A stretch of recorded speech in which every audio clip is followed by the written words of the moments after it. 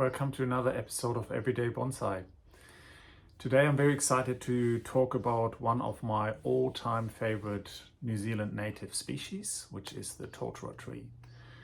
The Totara tree is a coniferous evergreen needle tree. It grows to about 40 meters tall and about 4 meters in trunk diameter. The scientific name is Podocarpus totara, and it's been traditionally used by our indigenous population, the Maoris, as war canoe, and also all sorts of other purposes. Carvings have been made from them. The reason is that they are very easy to carve, that the timber is very easy to carve. It grows very straight, it's very rot resistant, it is very pest resistant as well, and it grows kind of all over the North Island and parts of the South Island as well. So it's been abundantly available, and here in Auckland where we are, they grow everywhere. They grow in the forest, they are grown in suburban settings, in urban settings. There are, that is probably the variety that is most commonly known, but there are all sorts of other varieties. I think I've got about 4 varieties, and those are the ones that are most common.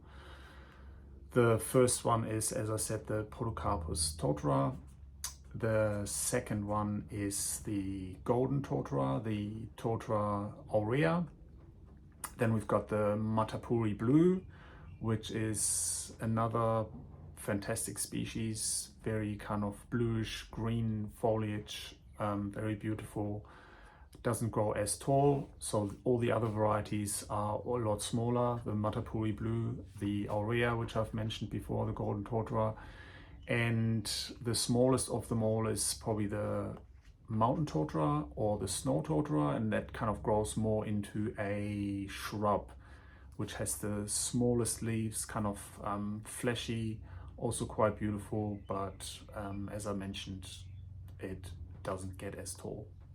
So today I am going to show you all of those 4 different varieties that I've got, how to trim them, how to care for them as bonsais, because they are all fantastic bonsai species.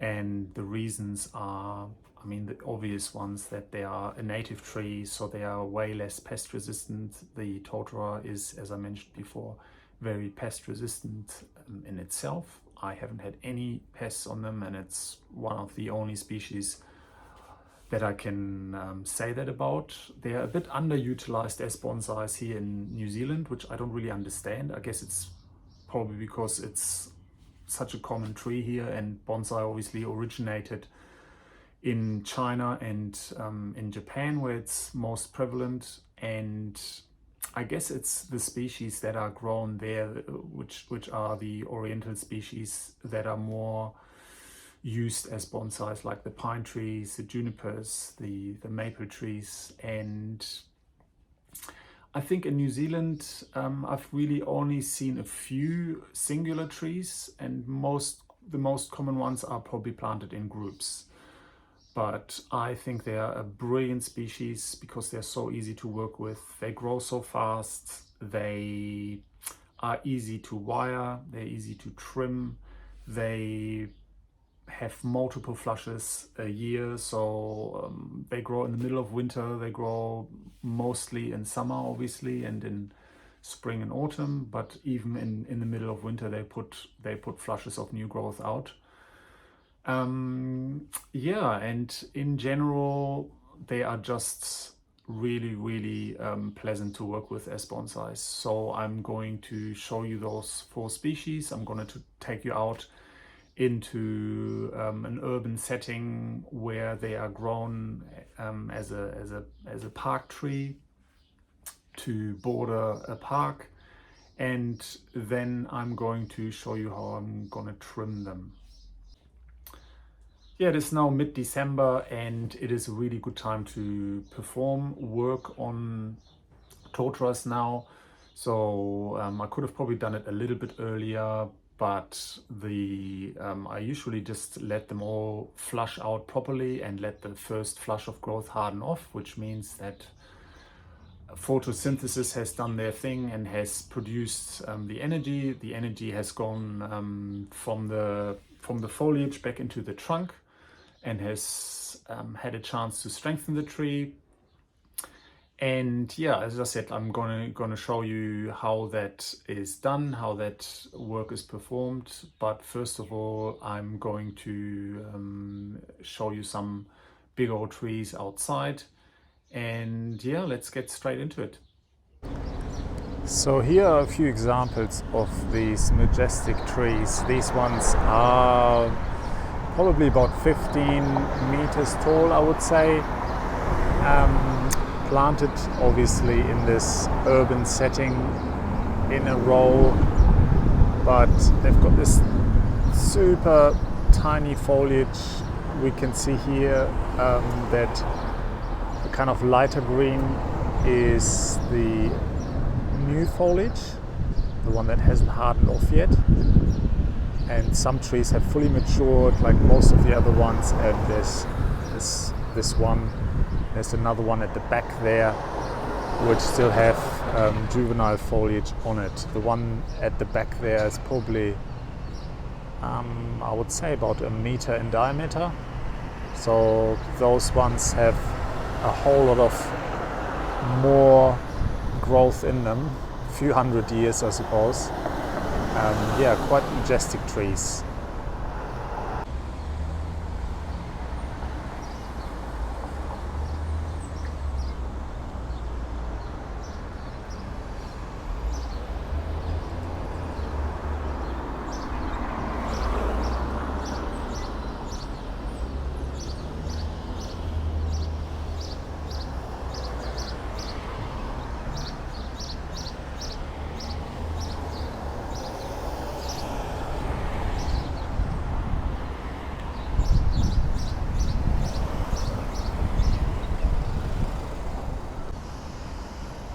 And just before I forget, these ones are all the Podocarpus Totara varieties, so the one that grows into these forest giants. So that's the 4 different varieties side by side. They are all early starter trees really. I mean, the one on the left, which is the golden Totara, is the one that I've probably styled twice, and that's the one that I'll be showing you the work on as well. So we've got in the middle is the Podocarpus Totara, and when we come in closer, interesting thing is that although I've cut it back and pruned it about 4 weeks ago, it's already coming out with new growth. You can see those, all of those tips there. They're just starting to emerge again with new growth, which is super encouraging, and that's just what Totaras are all about. They are just so vigorous. So anyway, these, you can see here the blades. I mean, the color is kind of dark, really dark green, and they're very, very spiky. So that's probably the easiest way you can identify that and distinguish it from the golden Totara. So the golden Totara is here, you can see it's a bit more yellowish green, and although even I have the kind of adult foliage here, the fully grown foliage, it's spiky, but it's nowhere near as spiky, and it's a lot more gentle on the hands, so easier to work with, I find, as well, without getting stabbed all the time. And then we come to the right of it. That is the Matapuri blue. So you can see the foliage is smaller, a lot smaller, and it's a bit more roundish as well, and it's kind of bluish green. And to the right of that is the even smaller foliage. That is the mountain totara or the snow totara. So a tinge darker even than any of the others, and not so kind of bluish green, more like a really dark, deep dark green. And as I said, smaller foliage, and the tree is more like a shrub-sized plant as opposed to a tree. So this is the tree that I'm going to perform the work on, and going to show you how I prune them. This is the Totara aurea, the golden totara, and it's probably representative to all the others as well there, because they're very, very similar to with as far as the pruning is concerned. So maybe just to show you some very typical scenarios, I might just grab my scissors as well. So up here, for instance, first of all, I basically say I identify the outline that I want to cut it back to. So for instance, with this branch here, so it overhangs all the way out here, but I actually wanted to cut it back to probably where my thumb is there. So then I just have a look at the growth, and it's probably easy to explain here. So with totaras, you always get these scenarios where the branches, the new growth branches come out as an opposing pair of branches, like that one and that one. And what I then do is, if I have identified that I want to keep that internode there and not cut back further back, I basically then just say, right, I want to, as opposed to keeping 3, I want to keep only 2. And that kind of avoids these clumps that you sometimes get, which are even more apparent on pines. But so I would basically cut the middle one out. So I might just do that.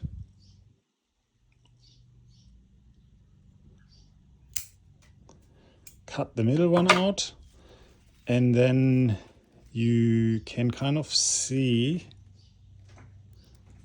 that they've got all of these little buds there. That those ones are the new buds. You can just see it above or just above my thumb here.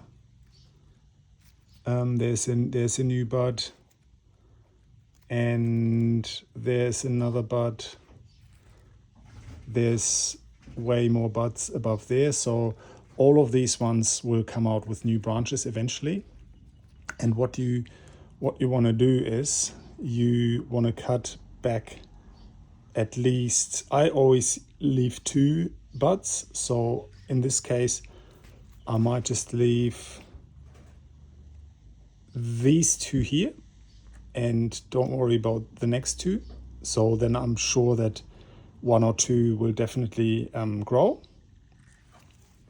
I just switch hands here.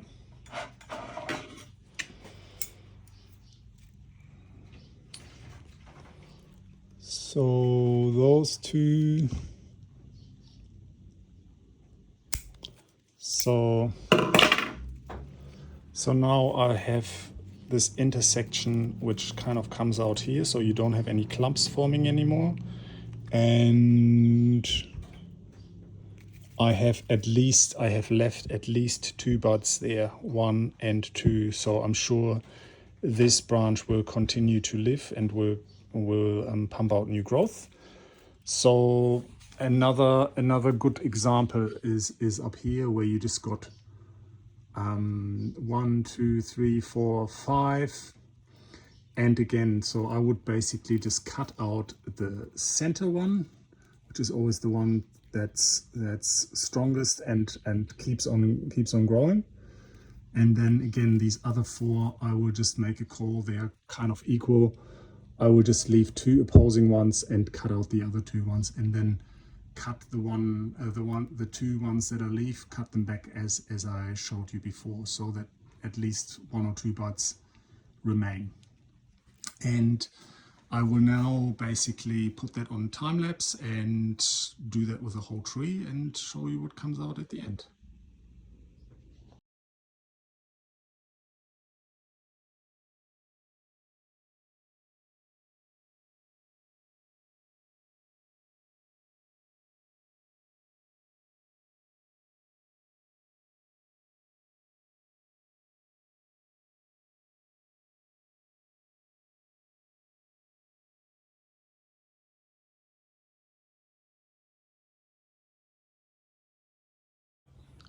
So that was just a trim without really paying too much attention to the design of it, just to get it back to a rough outline. So what I've forgotten to say before is, when you trim them back, what is really good once, especially when they're really young and when they haven't really been styled very much at the beginning, it's a bit harder to get some shape into them. And as I said, they grow so vigorously that they got masses and masses of growth. So as opposed to just doing what I've shown before, where you trim them back to 2 at a junction point, what you also do is, in order to create layers and pads, is basically that you just have a look where there's growth that's kind of going straight up or straight down, and you basically eliminate those. So that gets rid of a whole lot of growth that you don't really require for the design, and it's really hard to incorporate, and that makes it easy to thin it out and at the same time keep shape. So what I've now identified after trimming this is that I find that the apex here, the top of the tree, is quite heavy and has grown quite a bit since I trimmed it the last time. So what I want to do is, because I think it just goes on for too long and it's becoming too high, at this point here, there's a really easy and nice junction of those 2, and what I'm going to do is I'm just going to use this part here as an apex, because as I said, like there's a whole lot of new buds coming out that will all take off, and it'll be really easy to form an apex just with this branch. And what that means is I'm going to lose all of this foliage here, all of that. And the other positive thing about it is that it then creates more taper. So at the moment, there's not a whole lot of taper from here to here. It's almost like there's a bit of inverse taper, and that is happening because this foliage here has generated all of this new growth and has thickened up the tree quite a bit.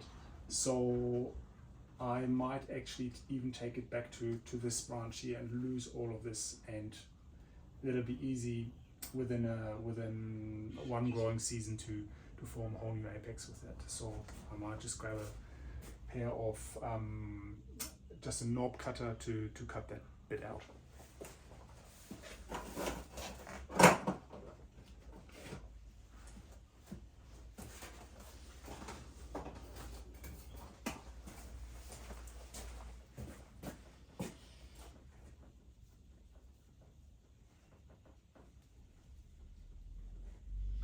And what I do is, as opposed to cutting straight back at where the branch comes out here, I just cut it back a bit above it, so that leaves a stump and it leaves something to work with in the future. So if there's any dieback occurring, that it assures that this, what I'm going to use as an apex, is going to survive and is not going to die back under it, so that this part survives.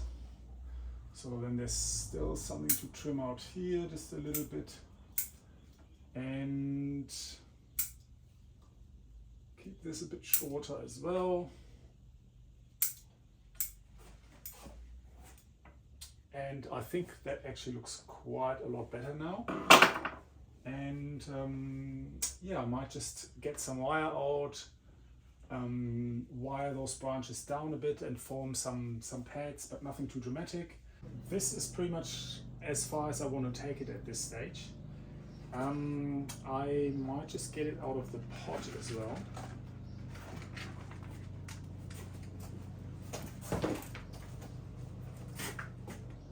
So I've kind of previously marked this as the front. I think it's leaning backwards, so I was going to change the angle slightly.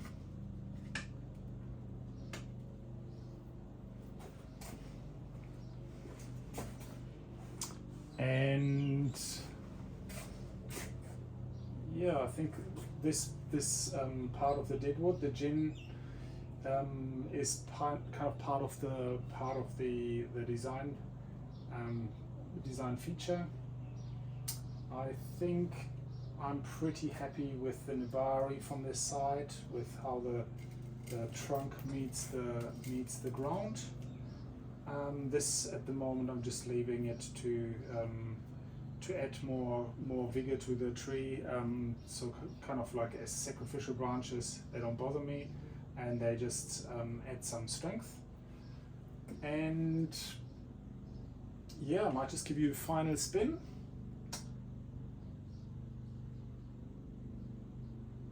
So obviously it needs to grow into its shape a little bit, but I'm pretty happy with the way that it's going.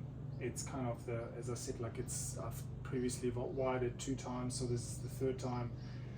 And I'm not going to do any detail wiring at this stage, because I'm a big advocate of not wiring more than you absolutely have to, because it's just a pain to get all the wires off all the time. And especially with Totaras at this stage, they put on so much growth that I usually just wire the ones that kind of really set the tone of the design in a more dramatic fashion, and the others, all the little ones, obviously this needs to be wired down and all of this kind of stuff, but I'm not going to do that at that stage. So I'm quite happy with the way that it is at the moment. And yeah, I think I might just leave it. Yeah, that's about it. In the end, I took about 50% of the foliage off, I reckon. But Totaras are usually really easy to deal with that. They have no problems with that and come out with new growth really quickly and really regularly. If you like the content, please give us a thumbs up, and if you haven't subscribe to the channel. That'll help us out a lot. As always, thank you very much for watching, and I hope to see you in the next episode.